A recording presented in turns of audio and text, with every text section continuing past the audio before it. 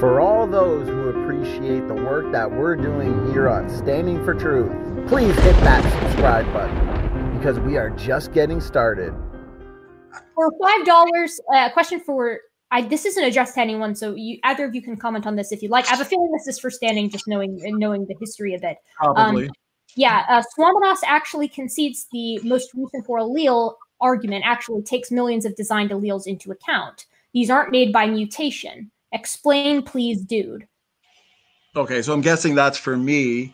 That's what yeah, no problem. So this one's a pretty technical one. Let me explain it to the audience. So I like to reiterate the argument as best I can. So this TMR4A, all it stands for is time to most recent for what? For alleles, okay? So this analysis, what it does is it traces the origin of our autosomal DNA differences back in time. And also, though, this is important, okay, because it comes down to recombination. This analysis actually incorporates both recombination and mutation. So the researcher can then follow lineages to the point where this TMR4A point is where 4 lineages are present in the human population. But this is why I pointed out that this model only pretends to assume the created heterozygosity model, because our model treats millions of DNA variants as the result of de novo creation.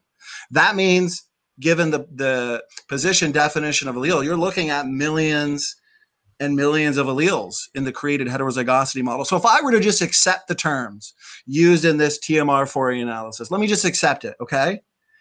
Here's the thing. We would be looking at millions of lineages, as I pointed out, in Adam and millions in Eve. That's why the next question comes down to, okay, how are you going to break up all of these alleles? That's the next question to be answered, and that's where I would point to gene conversion. Okay, remember, more heterozygosity means more effective gene conversion and recombination. And we know the PRDM9 gene, okay, helps with recombination, for example, as I showed those papers. So I hope that was sufficient enough, but good question. Can I just say something super fast? Yeah, go ahead. I still don't understand why the created heterozygosity, you have to put the allele definition like at the base, because the easiest way to get from one nucleotide to another nucleotide is just a mutation. Recombination rates don't happen nearly fast enough for recombination to explain just all of the different lineages on Earth, right? You have like 1.4 recombination events per chromosome per generation. You're not going to get, tons and tons of haplogroups from that. It just doesn't work like that. Also, I'm pretty sure Argweaver, the program he used, does account for like differing recombination rates. You have to like standardize it by using something back through time. I forget how it's specifically done, but those are just 2 things. Yeah, those are some good points.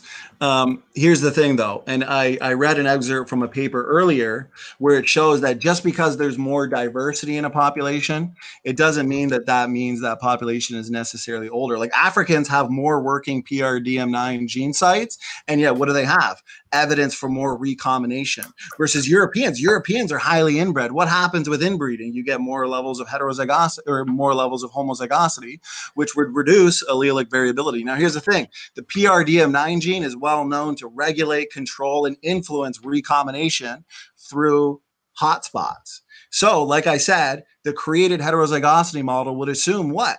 More heterozygosity, which means more functioning PRDM9 genes and more effective gene conversion. Gene conversion can actually split apart these design variants properly and more effectively. I want to point out one last thing. This is why I say that argument only pretends to assume created heterozygosity, because Dr. Carter and Dr. Sanford make it clear in their papers that these design variants would have been created within helpful and beneficial linkage groups. Like, how silly is it to assume that God creates Adam and Eve. He front loads all of these DNA differences, but then, oops, God accidentally placed them in sections of our DNA that can't recombine or can't work with gene conversion. I mean, that doesn't make any sense. So yeah, more PRDM9 gene sites in the past, less mutation accumulation, more levels of heterozygosity means more rounds of recombination, more effective rounds of gene conversion. So I think it's a plausible answer. I don't expect the evolutionists to tap out on it, but I'm happy with it. I think it fits well.